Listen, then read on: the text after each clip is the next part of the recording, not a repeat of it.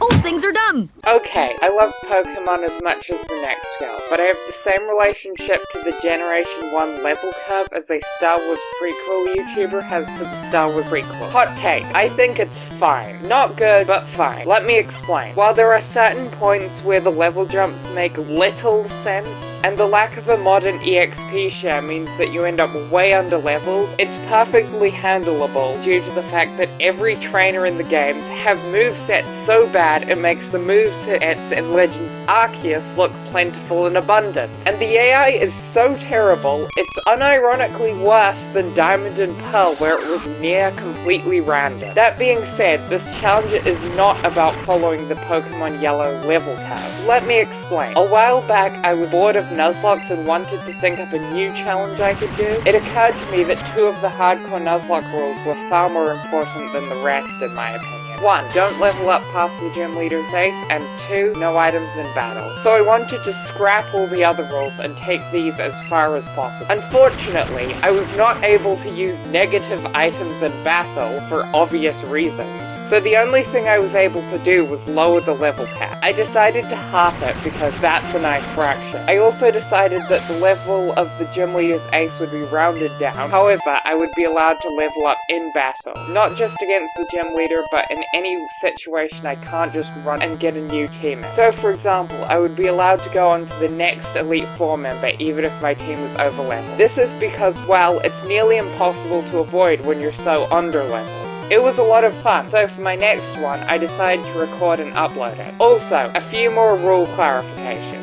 1. The level cap only applies against trainers and mandatory wild Pokemon. So I could run around with a level 100 Dragonite as long as I only use it for catching. This makes catching Pokemon less annoying, which is good. And 2. I was allowed to use the power of hacking to save time grinding for stuff like levels, steady XP, and infinite mode. This is so that I can complete the challenge in a timely manner. Also, I won't be using glitches that are too extreme, such as the Mew glitch and the item duplication glitch. I actually did this challenge in Pokemon Red a few months ago, but lost the footage because I'm very silly, so I might reference that a few times. Okay, now that that's over with, let's get on with the challenge. My starter this time is Pikachu. This is a blessing in disguise as it means I can get all the Kanto starters throughout the playthrough, 2 of which end up being quite important. Feel free to take a guess in the comments at which one is, while not useless, not exactly anything special. If you're right, you can get,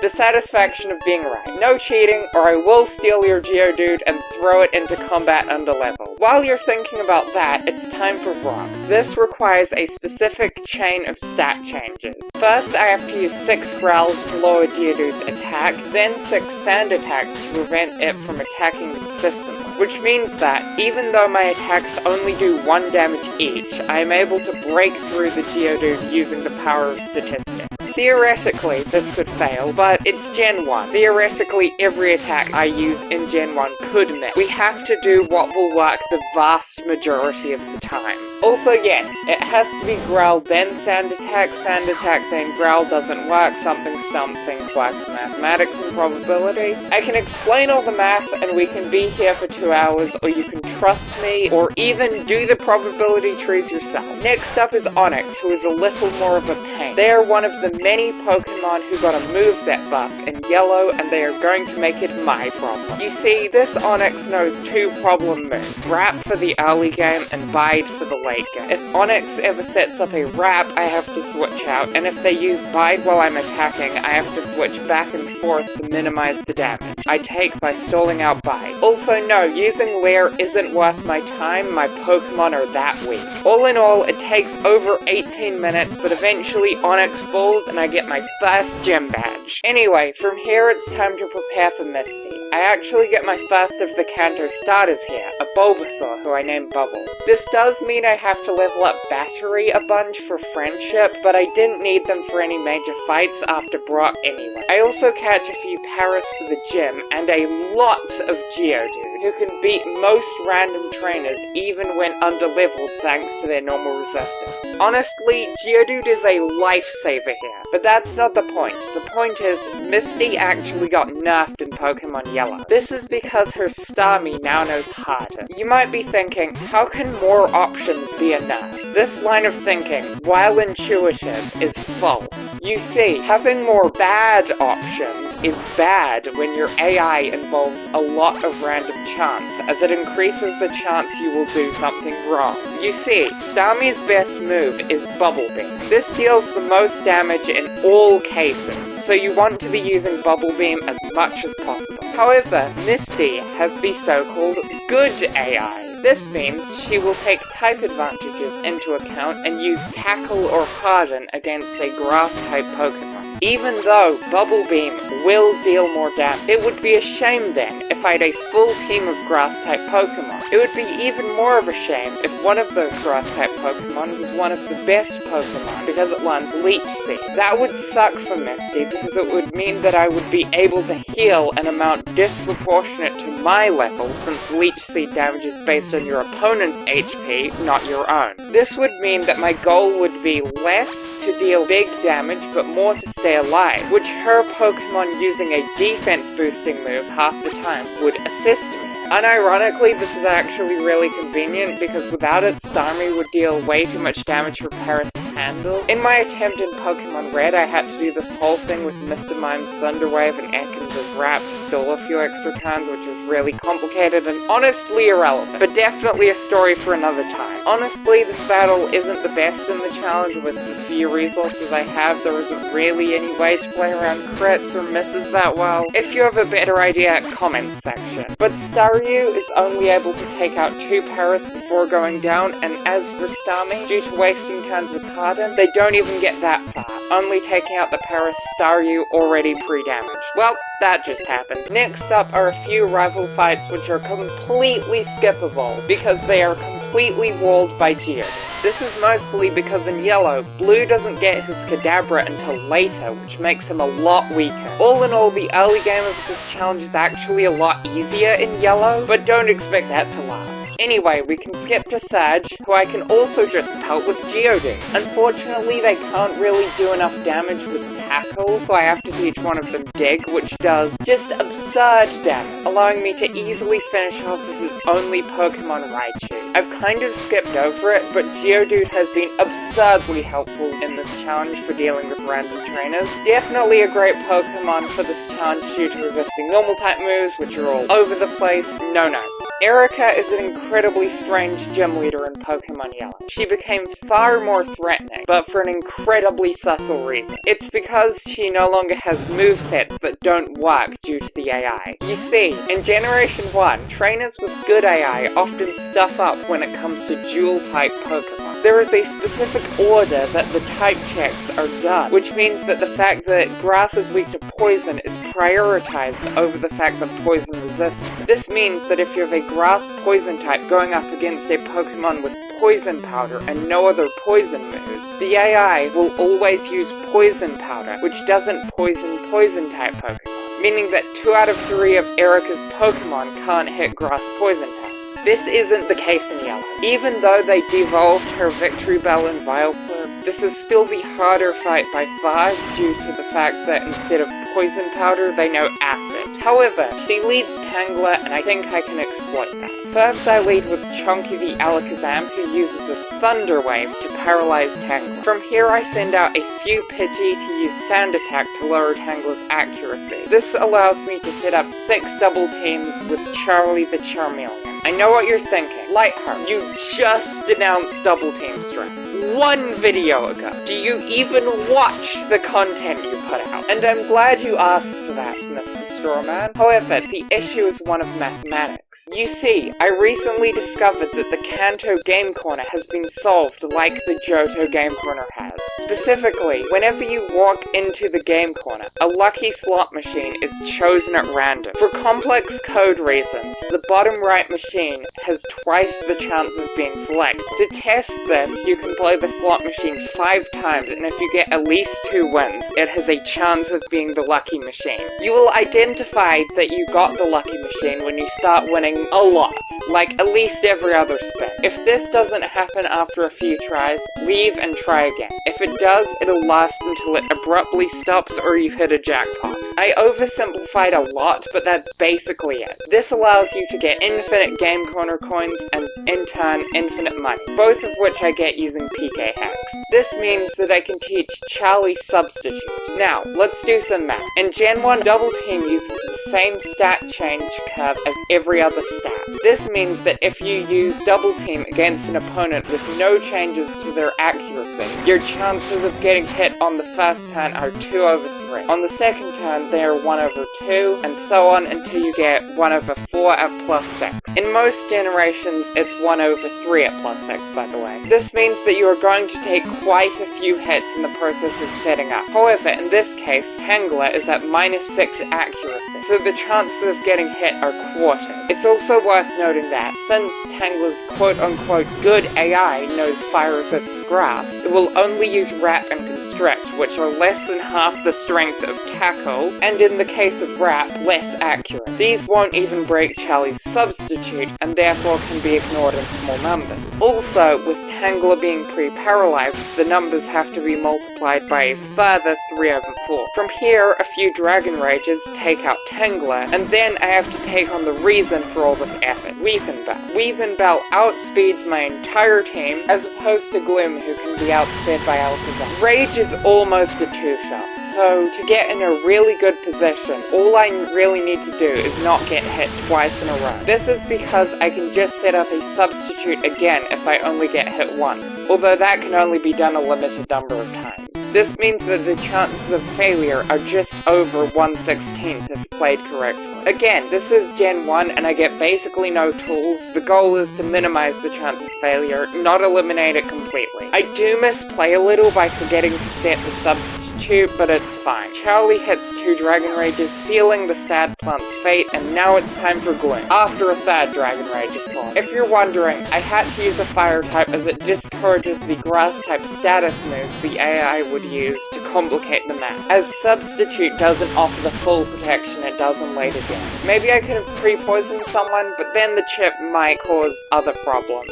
Something to think about. From here, something amazing happens. The level cap increases by a lot, specifically by 9 levels. This allows Geodude to learn Self-Destruct and Evolve. Obviously, the next blue battle is a joke with this new level cap, but what isn't a joke is the 5th gym leader, Koga. To prepare for this, I get the EXP All, which allows my Pokemon to gain 0 EXP points from battles with low-level wild Pokemon, allowing them to gain 1 stat EXP in every stat for each 0 EXP battle. Because this would take forever, I just hack max stat EXP onto all my Pokemon. Got it? Good. I do this because the alternative is spending 100 trillion hours grinding, and that would impede my ability to make videos and your ability to watch them. For more explanations on how this glitch works, look up EXP Ogre. If you're wondering, this is in part why Pokemon in Little Cup have max stat EXP. Anyway, as for Koga, someone gave that idiot both Psychic and Bug moves. This is basically impossible to wall in Gen 1. Either you die to a 90 base power move from a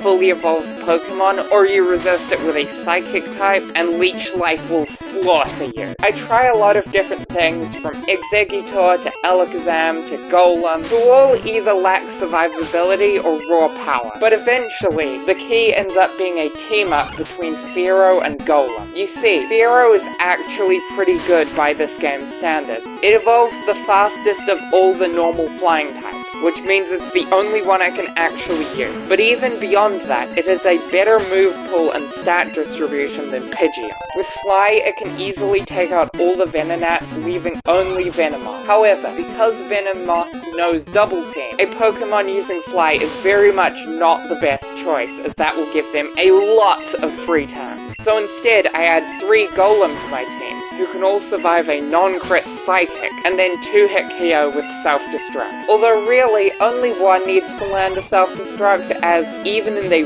worst case scenario, my Fearow should be able to land at least 1 Fly before enough double teams are set up. Fortunately, Golem's rock typing means Venomoth won't set up double team to potentially foil my Self-Destructs because of that good AI, whose name I'm starting to suspect is ironic, as I can't detect any signs of sentience or basic critical thinking skills from any of these gym leaders. I mean, I am in part doing this challenge to flex on them. Anyway, that's the 5th gym badge. But next up is Blue, and his team is actually starting to take shape now. However, he leads with a Sandslash who can only hit Haunting the Gengar with Poison Sting. This means that a KO with Nightshade is all but inevitable. Next up is Cloyster, who falls to a single Thunderbolt from Thunder the Jolteon. Keep an eye on them, they'll be important later. Next up is Magneton, who— wait, what? I thought I got Blue's Eevee to evolve into Jolteon, but this is his Flareon team. Yeah, it's fine, I can handle this. It might even be good. Anyway, Copper's Dig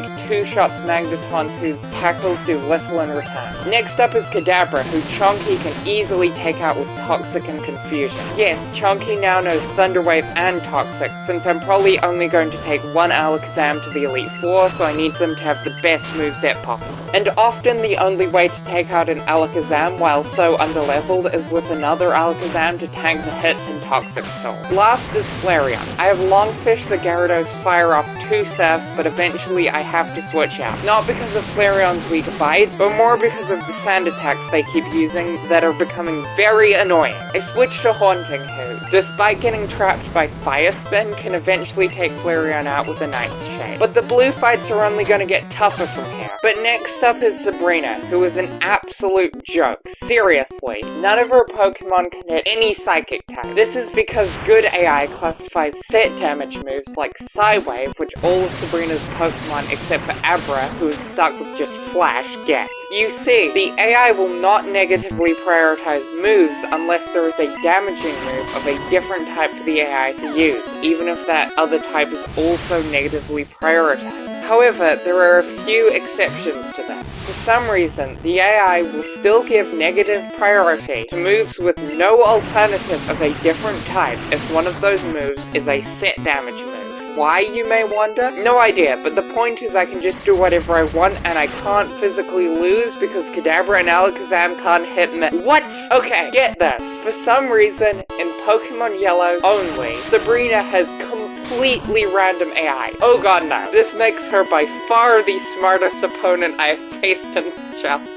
Somehow, it's like the statistic where humans are less than 50% accurate when determining whether or not someone is flirting with them, but that's besides the point. I need a better strategy, and I have one. I lead with Chonky to slow down Abra with the Thunder Wave. From here, I can switch around a little until I get Reaper the Scyther in for free when Abra is inevitably either paralyzed or misses a flash. This allows me to outspeed and set a substitute, making Reaper immune to all of Abra's amazing attacks. Side note, since the move deleter doesn't exist yet, and Abra this useless is literally illegal. But that's besides the point. The point is, of course, the edges of the 3 swords Reaper dances with. Reaper also sets up 6 double teams. This isn't even really for the evasion boosts, but rather because I need the extra badge boosts. You see, in Generation 1, there is a glitch. I know I was surprised too. But this glitch allows you to reapply all badge boosts every time you get a stat increase, which wears off when you level up. This means that by setting up Double Team, I can boost my speed to the point where I can outspeed Sabrina's team, and my attack to even higher heights. The only issue is that I can't really take advantage of the Double Team boosts because my attacking move, which I use to take out Abra and Kadabra, is Double Edge, which has some pretty chunky recoil. I suppose I could use Hyper Beam, which doesn't need to recharge if it gets a KO. The issue isn't even really the miss chance, as the chance of missing, getting hit, and then getting hit again before I can reset the substitute is pretty low. My fear is more to do with critical hits, which don't take into account your stat boosts either in Generation 1. This means that with Scyther's high critical hit rate, Hyper Beam has a pretty high chance of not KOing and needing a recharge time. As Alakazam comes out, my Double Edge does end up critting, but it's fine because Alakazam just sets up a Reflect. Although even if they didn't, I have a substitute and 6 double teams for a reason. So after one last Double Edge, both Pokemon go down and I've won the 6th gym badge. The 7th gym badge is kind of a joke, except I'm the only one laughing. I can basically just click Surf over and over until my Gyarados faints, then send out the next one, rinse and repeat. In fact, it only takes 2 Gyarados to do such a thing. Longfish and Eater. Ninetales falls to Surfs, Rapidash falls to Surfs, and Arcanine, of course, falls to Surfs. Honestly, I'm embarrassed to have this as a separate section in my script because it's so short. If he wasn't a gym leader, I wouldn't have mentioned it. Next up is Giovanni, who is actually a problem now that he knows what normal type moves are. However, his lead Dugtrio can't actually hit flying types with anything other than Sand Attack, so again, I paralyze them, this time with Apple the Butterfree, and then switch in Reaper to get up a substitute. This time, instead of Double Edge, I will be sweeping with Mimic. You see, with Mimic, I can copy Earthquake, which Scyther normally can't learn. This lets me hit the back half of Giovanni's team for super effective damage. From here, I can set up 3 Sword Stances and 6 double teams and one-shot Dugtrio. However, Earthquake crits against Persians, so they can set up a double team, although I don't think one Earthquake can kill here anyway. The double team doesn't work though, so Persian falls on the next turn. Nidoqueen, however, is one-shot. Then Scyther unfortunately levels up, losing all my hard-end glitch badge boosts. But next is Nidoking, who still gets one-shot, so it's fine I guess. Rhydon actually survives an Earthquake and hits a Rock Slide, but that's what the substitute is for. GG Giovanni. That's actually fun to say, kind of a tongue twister. It's also fun to say that the blue fight is so unbelievably free, because it's basically just an easier version of the champion fight. Sandslash can still barely scratch ghost types, Execute suffers from the previously mentioned poison powder problem, Cloyster isn't very Thunderbolt proof, Magneton can barely scratch Copper, Chonky can Toxic Stole Kadabra despite the fact that Gyarados is a water type and therefore totally weak to fire types, Ov somehow ends up defeating Flareon with Saf. Now let's talk about my Pokemon League team. It's pretty cool if I do say so myself. First up is Thunder the Jolteon. They have one move that matters and it's Thunderbolt. Just Thunderbolt. No other moves. If I had access to Choice Specs, Thunder would hold them. Unfortunately, the rest of their moveset just sucks. But super fast stab Thunderbolts are in order and Jolteon can provide. In Pokemon Yellow, Lance's Dragonite learns moves that can hit Gengar, which combined with their absurd stats makes them probably the biggest threat in the Elite Four. So now I need an Ice Beam or two, and Dinosaur the Lapras can provide. And that's not all. Surf, Body Slam, and Rest round out Dinosaur's moveset for one of the team's 2 Rest tanks, and a very capable counter to some of the scariest Pokemon around. But Dinosaur is too slow to take on Dragonite alone, so Chonky's devastating dual status of Toxic for Psychic types and Thunder Wave for everything else is a must. Combine that with Stab Psychic for revenge killing and Recover to wall said Psychic types and you have the same Chonky we have come to know and, well, love is the wrong word. I still don't like how broken Alakazam is on the opponent's team, but whatever. Next up is Ov the Gyarados, who provides faster Water Stab along with a ground immunity and strength and Dragon Rage for emergencies. There was a nickname theme with the Gyarados, but unfortunately it doesn't make much sense when Ov was the Gyarados picked due to having the highest DVs. But that's neither here nor there. What is both of those things is Relaxo, who gets Amnesia for incredibly strong surfs and the ability to tank special moves incredibly well, and the strongest unboosted move in the game, Stab Self-Destruct. This does KO Snorlax, but in return I can delete basically any inconvenient opponent, making Relaxo both the wall and the wall breaker. Last but not least is Copper, who's been upgraded from Self-Destruct to Explosion and given Rock Slide for more coverage. Also note, I did several run-throughs of the Elite Four to find what I think is the best strategy, although if you have better ideas, again, comment section. What's shown here I think is my 5th attempt, which I think relies on luck the least. First for the Elite Four is Lorelei. She leads Dugong as I lead Thunder. Her Dugong is surprisingly Thunderbolt proof, so I take massive damage from a Bubble Beam. However, In Gen 1, the AI prioritizes status moves on the second turn. Dugong is forced to rest, giving me a sneaky opportunity to take it out with 3 Thunderbolts. Next up is Cloyster. My plan was to hit with a Thunderbolt, then take it out with Chunky's Psychic, but Thunderbolt crits, so yeah, that works too, I guess. Next up is Slowbro, so I switched to Chunky and used Toxic as Slowbro uses Surf for about half of Chunky's health. From here, I can just use Psychic if I'm at full HP and recover if I'm not to take out the Slowbro. The reason I do this is that Slowbro has Amnesia, which I don't want it to sit at, so I need to fight with the Psychic resist. This means that Slowbro will only use Surf and the much less scary setup move Withdrawal, which only boosts physical defense against a special attacker, while Slowbro falls, and next up is Jinx. This Jinx is actually a massive pain with Lovely Kiss and Strong Ice Stab, so after tanking a Thrash, Relaxo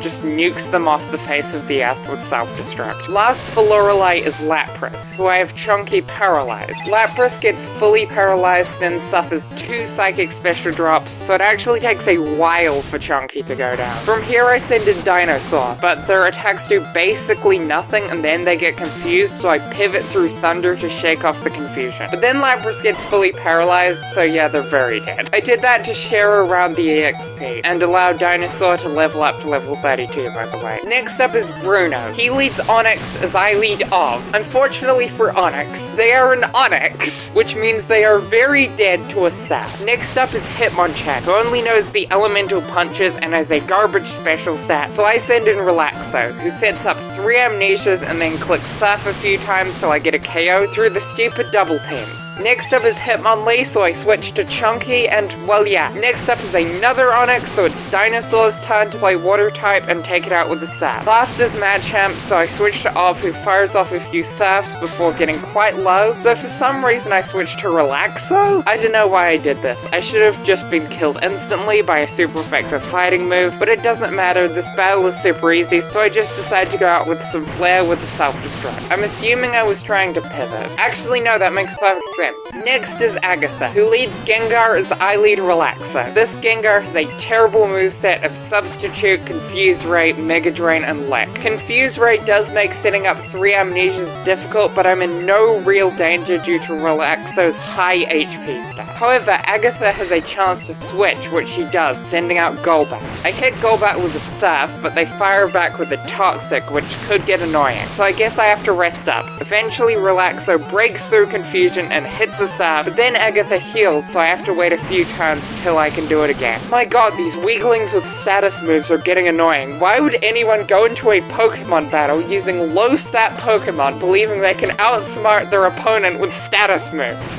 Wait, point is, Golbat dies, and next up is Gengar again. Now that I have my Amnesias up, it's pretty much inevitable that Gengar falls to a Surf, so next is Haunter. Sick of being confused, I switch to Copper, who after taking very little from a Lick, takes Haunter out with a Dig. Next up is Arbok, who suffers a bad case of terrible moveset, so after a Dig, Agatha decides to waste my time with a Rat, and then, for some reason, switch to Gengar on a Dig.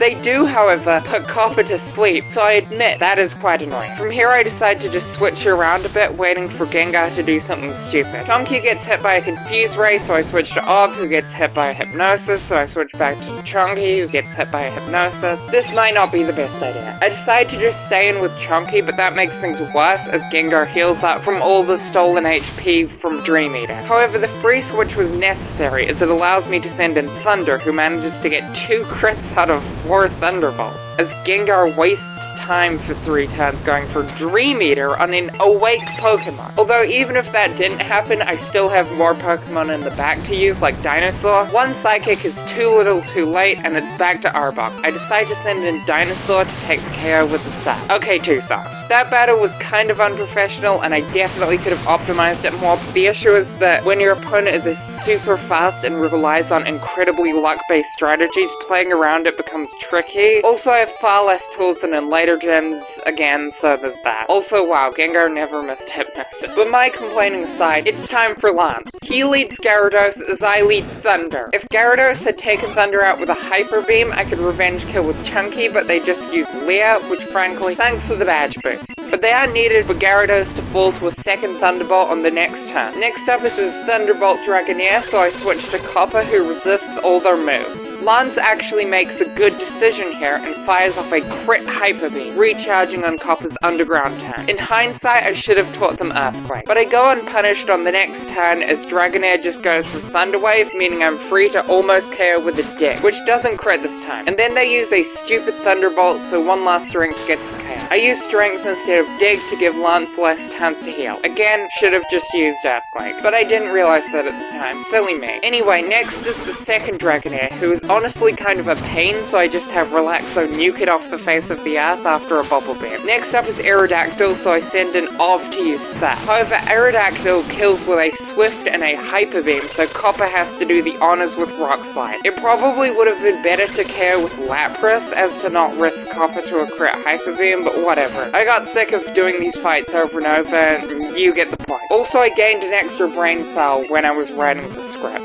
But next up is Dragonite, so it's Chunky's time to shine. The specific form of shining, I mean, is using Thunder Wave, as Dragonite uses Fire Blast. Chunky survives though, so a Psychic is free. However, Chunky is not surviving that Hyper Beam, so it's Dinosaur's turn. An Ice Beam leaves Dragonite with about as much HP as a Thunder leaves Dinosaur, so one last Ice Beam takes the win. GG easy. Last of the Elite Four is Blue. He leads Sandslash as I lead Ov. A Surf deals massive damage, as does a Crit Slag. But Sandslash falls on the next turn, so it's time for the Duel of the Alakazams. But Chunky knows Toxic, so once that hits, all I have to do is click Recover a few times till their Alakazam falls to Toxic. Unless Blue heals or I get confused or special dropped, in which case I'll shake off the accuracy drops by pivoting through Ov and try again. But that doesn't happen, so it's time for Exeggutor. They get hard counted by any Grass-weak Pokemon, because their only Grass-type move is Leech Seed, which they will keep using forever, even if Leech Seed is already up. So as long as you can deal enough damage, you will auto win. And Dinosaur's Ice Beams sure can deal damage.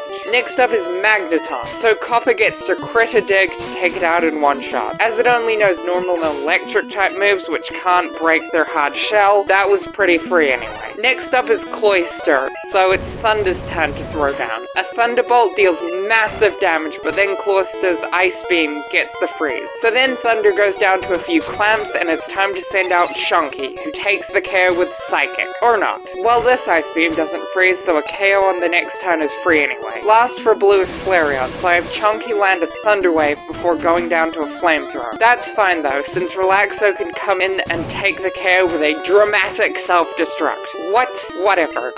You know what? The AI thinks Dinosaur is weak to Fire-type moves thanks to the Rice typing, so there's no chance of a Quick Attack being overwritten by a Full Restore, so I guess Dinosaur takes the KO with a dramatic Surf. Also, can we talk about how cool the Surf colors look in yellow when your opponent has an orange color palette? Amazing. Anyway, Flareon falls, winning both the battle and the challenge. Well, that was a lot of fun. I will definitely do more of these. Please feel free to like and subscribe if you enjoyed, or even if you didn't, I don't care, I just like attention. Also, if you know any obscure Gen 2 battle mechanics that I can exploit for the next version of this challenge, again, there is a comment section. Beyond that, thank you all for watching, and just remember, teach your Pokemon moves that aren't normal type. You never know when some maniac will attack you with a team of underleveled Geodudes, or worse, Golem, in an attempt to flex on a game made several decades ago. Oh god, I think I understand the Haiku Trainer class now.